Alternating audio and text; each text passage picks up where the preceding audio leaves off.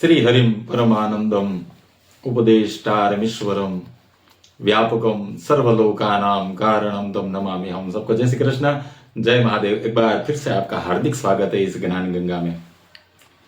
देखिए, आज हम जिस ग्रंथ का दर्शन कर रहे हैं उसमें सबसे पहले कहा गया है कि सतयुग के आरंभ में जब सृष्टि नवीन रूप से व्यवस्थित हो रही थी, उसी समय ब्रह्मांड में एक अद्भुत तथा महाकाय प्राणी की उत्पत्ति हुई।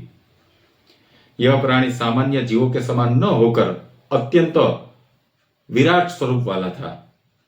उसका शरीर इतना विशाल था कि वह अपने अंग प्रत्यंगों से समस्त भुवनों को आच्छादित किए हुआ था। आकाश, दिशाएं, पृथ्वी तथा अंतरिक्ष सब उसके विस्तार से व्याप्त प्रतीत होते रहे थे। उस महाभूत का स्वरूप अत्यंत उग्र था। उसकी देह से तीव्र तेज प्रकट हो रहा था। उसके नेत्र प्रज्वलित अग्नि के समान दीप्त थे तथा उसकी गति अनियंत्रित थी। वह जहां भी विचरण करता वहां देवताओं, गंधर्वों तथा लोकपालों में बहुत ही भय उत्पन्न होता था। जब देवराज इंद्र ने यह अद्भुत प्राणी को देखा तब वे अत्यंत विस्मित हो उठे। उसके साथ समस्त देवगण, अग्नि, वरुण, वायु, यम, कुबेर, ईशान आदि सभी उस दृश्य को देखकर अत्यंत भयभीत हो गए। देवताओं को यह आशंका उत्पन्न हुई कि यदि यह प्राणी यूं ही आगे बढ़ता रहा तो सृष्टि की मर्यादा भंग हो जाएगी और तीनों लोकों का संतुलन नष्ट हो जाएगा। तदंतर समस्त देवताओं ने परस्पर विचार विमर्श किया और यह एक निश्चय किया कि उस उग्र प्राणी को नियंत्रित करना अत्यंत आवश्यक है। देवताओं ने सभी ने एक साथ मिलकर उस महाकाय असुर का जो था उसके ऊपर आक्रमण कर दिया। अपने दिव्य बल से उन्होंने उसे वश में कर लिया। देवताओं ने उस प्राणी को पकड़कर उसका सिर नीचे की ओर करके भूमि पर उसे गिरा दिया तथा उसे पृथ्वी में गाड़ दिया। उसके विशाल शरीर को दिशाओं में फैला दिया गया और देवगण स्वयं उसके ऊपर तथा उसके अंगों पर स्थित हो गए, जिसे वह पुनः उठ ना सके। इसी प्रकार वह महाप्राणी पृथ्वी के अधोभाग में अधोमुख होकर स्थिर हो गया। तदंतर सृष्टिकर्ता ब्रह्मा जी वहां प्रकट हुए।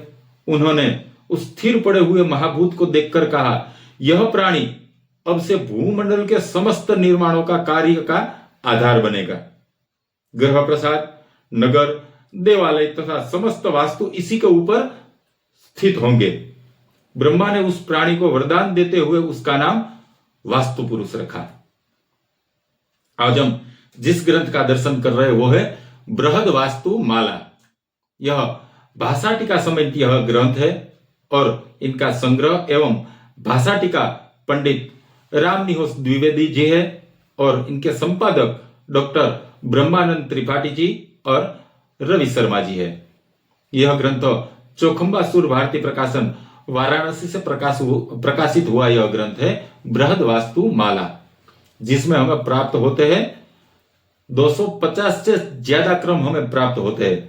यानी कि जैसे वास्तु के लिए अलग अलग ग्रंथ देखने की जरूरत ही नहीं, सभी एक ही में हमें यहां प्राप्त हो जाते हैं। वास्तु की जितनी भी हमें जानकारी चाहिए वो सभी इस ग्रंथ में हमें यहां प्राप्त हो जाती है। फिर आगे ब्रह्मा जी कहते हैं कि हे बुध, तू अब अधोमुख होकर पृथ्वी में स्थिर रहेगा। मानव जब भी किसी भवन, ग्रह या देवालय का निर्माण करेगा तो तेरे शरीर पर ही वह निर्माण होगा। यदि तेरा पूजन कर कार्य आरंभ किया जाए तो वहां सुख, शांति, ऐश्वर्य और समृद्धि रहेगी और यदि तेरा अनादर किया जाए तो वहां रोग, कलेश, दरिद्रता और विघ्न उत्पन्न होते रहेंगे। इसी कारण से शास्त्रों में कहा गया है कि वास्तु पुरुष ही समस्त वास्तु शास्त्र का मूल है। उसके शरीर से ही दिशाओं का निर्धारण हुआ, उसके अंग से ही वास्तु मंडल की रचना हुई और उसी के ऊपर सभी देवताओं ने निवास उसका निश्चित किया। इस प्रकार वास्तु पुरुष न तो साधारण असुर है, न ही केवल कल्पना, वह सृष्टि की ऊर्जा का प्रतीक है। जो भूमि और निर्माण के बीच संतुलन बनाए रखता है। इसी कारण प्रत्येक शास्त्र सम्मत निर्माण में वास्तु पुरुष पूजन, वास्तुमंडल विचार तथा दिशा शुद्धि अनिवार्य मानी गई है। शास्त्रकार यह स्पष्ट करते हैं कि ग्रह केवल ईंट पत्थरों का ढांचा मात्र नहीं है, किंतु वह मनुष्य के लिए त्रिवर्ग यानी कि धर्म, अर्थ और काम की सिद्धि का प्रधान आधार है। गृह में ही स्त्री पुत्र आदि के साथ जीवन के समस्त भोग, सुख तथा सामाजिक मर्यादाएं सुरक्षित रहती है। शीत, वायु, वर्षा, ताप, धूप, अग्नि तथा अन्य प्राकृतिक कष्टों में प्राणियों की रक्षा करने वाला स्थान ही वास्तव में ग्रह कहलाता है। इसी कारण ग्रह को जीवन रक्षा का आधार कहा गया है। जो व्यक्ति शास्त्र विधि से भूमि का चयन करता है, दिशाओं का विचार करता है, वास्तु पुरुष की प्रतिष्ठा करके तथा विधिवत ग्रह निर्माण करता है, उसे केवल निवास का लाभ ही नहीं मिलता, किंतु वह वापी, कूप, तालाब तथा देवालय निर्माण के समान पुण्य फल का अधिकारी बनता है। इसी महान फल को दृष्टिगत रखते हुए विश्वकर्मा, मय, त्वष्टा आदि देव शिल्पियों ने सर्वप्रथम मानव जाति को ग्रह निर्माण का विधान बताया। अतः शास्त्रों में कहा गया है कि ग्रह निर्माण केवल लौकिकीय कार्य नहीं अपितु धर्म साधन का अंग है। ग्रह निर्माण में पदार्थ अनुसार फल। शास्त्रकार आगे ग्रह निर्माण में प्रयुक्त पदार्थों के अनुसार पुण्य की मात्रा का विवेचन करते हैं। कहते हैं, कोटि पुण्यम तृणजे पुण्यम मृण यदे 10 गुणम एकेष्टि शतकोटि पुण्यम शैलेनंत फलम गृहे। यानी यदि तृण, पर्ण अथवा घास फूस से कुटिया का निर्माण किया जाए तो उससे कोटि गुणा पुण्य प्राप्त होता है। यदि मिट्टी से गृह बनाया जाए तो उससे भी 10 गुना अधिक पुण्य प्राप्त होता है। ईंटों से निर्मित ग्रह में 100 करोड़ गुना पुण्य की प्राप्ति होती है और पत्थरों द्वारा निर्मित स्थायी गृह से अनंत पुण्य फल प्राप्त होता है। कहते हैं, इसका तात्पर्य यह नहीं कि पुण्य की गणना मात्र संख्याओं से की जा रही है, किंतु शास्त्रकार यहां यह संकेत देते हैं कि तृण से निर्मित ग्रह अल्पकालिक होता है, मिट्टी का ग्रह उससे अधिक टिकाऊ होता है, ईंट का ग्रह दीर्घकाल कर स्थिर रहता है और पत्थर का ग्रह पीढ़ियों तक सुरक्षित रहता है। अतः जो निर्माण जितना चिरस्थायी उतना ही अधिक लोक कल्याणकारी माना गया है। इसी चिरस्थायित्व को पुण्य वृद्धि का कारण बताकर शास्त्र मानव को स्थिर, सुरक्षित एवं सुव्यवस्थित ग्रह निर्माण की ओर प्रेरित करते हैं। फिर कहते हैं, जीर्णोद्धार का विशेष पुण्य। इसके पश्चात ग्रंथ जीर्णोद्धार का अत्यंत महत्वपूर्ण सिद्धांत प्रतिपादित करता है। कहते हैं, जीर्णोद्धार फलम वापी। यानी कि जो व्यक्ति प्राचीन क्षीण टूटे हुए बावड़ी, कुएं, तालाब, प्रसाद, देव मंदिर अथवा निवास भवन का जीर्णोद्धार कराता है, वह साधारण निर्माण की अपेक्षा 8 गुना अधिक पुण्य फल प्राप्त करता है।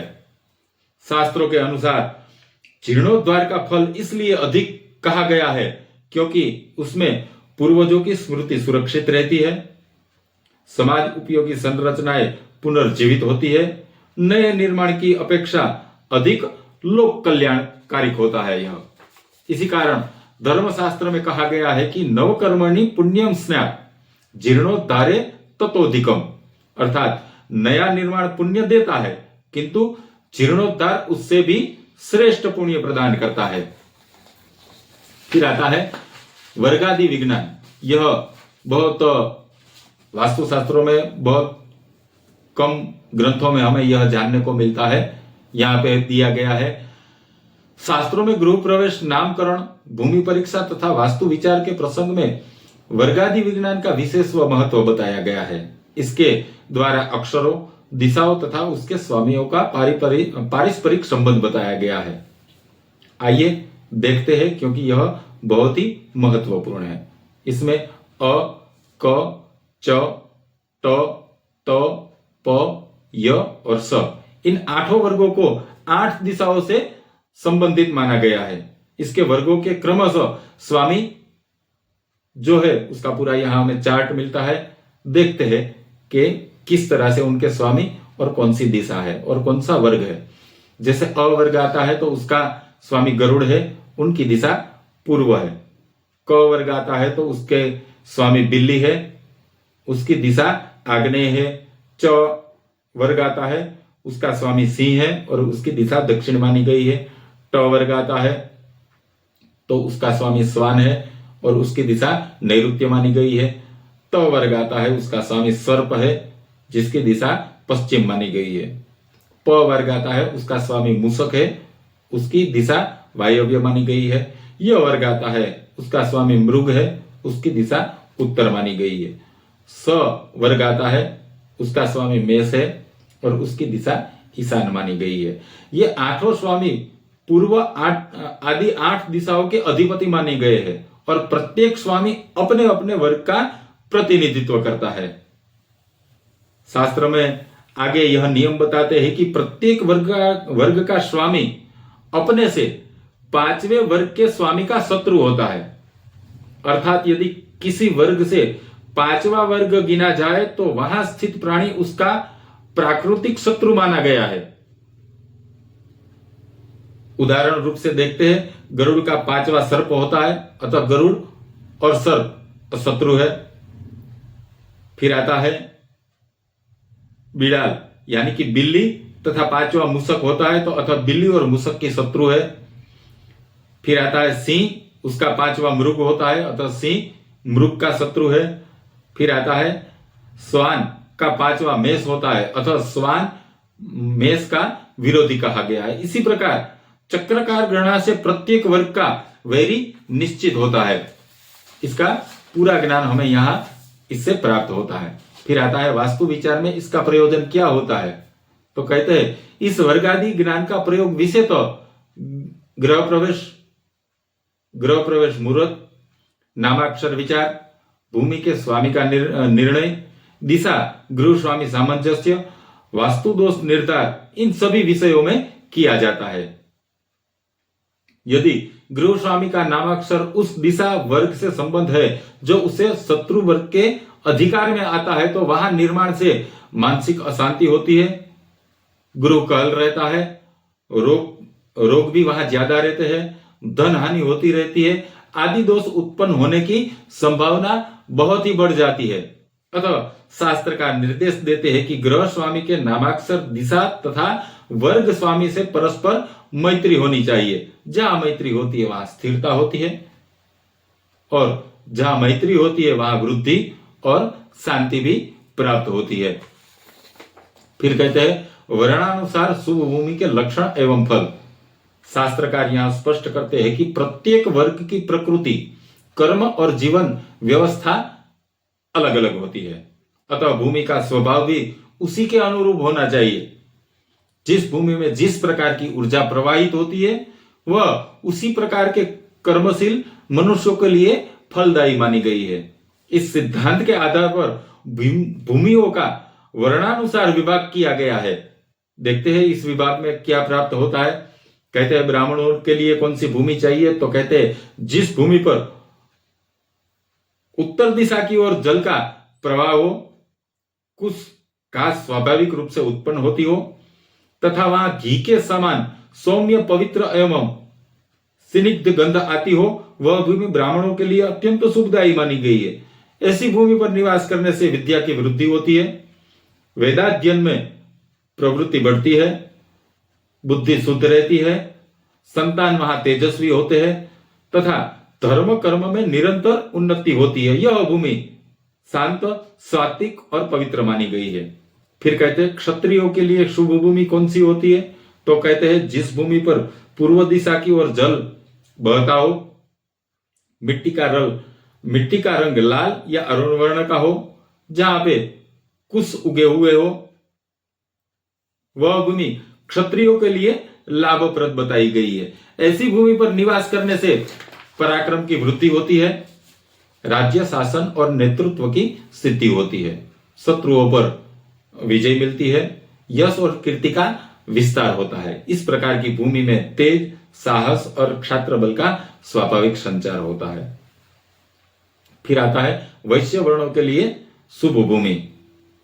तो कहते हैं जिस भूमि पर दक्षिण दिशा की ओर जल प्रवाहित होता है, कुश तथा दर्भ उत्पन्न होते हो तथा धान्य अथवा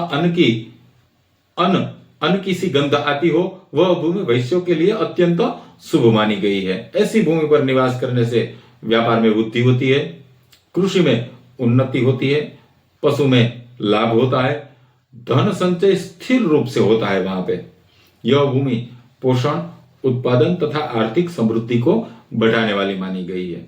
फिर आता है शूद्र वर्ण के लिए शुभ भूमि। तो कहते हैं जिस भूमि पर पश्चिम दिशा की ओर जल प्रवाहित होता हो, दुर्वा घास प्रचुर मात्रा में वहां पे उगती हो तथा मध के समान वहां पे गंध आती हो, वह भूमि शूद्रों के लिए हितकारी मानी गई है। ऐसी भूमि पर निवास करने से शारीरिक श्रम में सामर्थ्यता बनी रहती है, आजीविका में स्थिरता आती है, सेवा कर्म में सफलता प्राप्त होती है, जीवन निर्वाह सहज बनता है। शास्त्रकार यहां स्पष्ट करते हैं कि भूमि शुभ या अशुभ स्वयं में नहीं होती, किंतु व्यक्ति के स्वभाव और कर्म के अनुसार होने पर ही वह फलदायी बनती है। इसी कारण भूमि परीक्षा करते समय जल प्रवाह, मुद्रावर्ण, गंध, वनस्पति, दिशा, इन पांचों का सूक्ष्म निरीक्षण अनिवार्य माना गया है। जो व्यक्ति अपने वर्ण, कर्म और स्वभाव के अनुरूप भूमि चयन करता है, उसके जीवन में स्थिरता, संतुलन, सुख, समृद्धि स्वतः प्राप्त होती है। इस प्रकार शास्त्रों ने ग्रह निर्माण, भूमि परीक्षा, वास्तु पुरुष विचार तथा दिशा अनुसार भूमि लक्षणों का विस्तार पूर्वक निरूपण इस ग्रंथ में हमें यहां प्राप्त होता है। इसका प्रधान उद्देश्य केवल भवन का निर्माण नहीं, किंतु गृहस्थ जीवन की स्थिरता, वंश की वृद्धि और धर्म परंपरा की रक्षा है। क्योंकि गृह वह स्थान है जहां पति पत्नी का धर्म संयोग होता है, संतान का वहां जन्म होता है, संस्कारों का बीज रोपण होता है तथा पीढ़ियों तक चलने वाली सनातन परंपरा सुरक्षित रहती है। अतः शास्त्रकार कहते हैं कि जो ग्रह विधिवत निर्माण होता है, वही संतान सुख का मूल कारण बनता है। वास्तु शुद्ध ग्रह में उत्पन्न संतान कैसी होती है? तो कहते हैं वह दीर्घायु होती है, साथ में बुद्धिमान भी होती है, माता पिता की सेवा करने वाली होती है तथा कुल की कीर्ति बढ़ाने वाली होती है।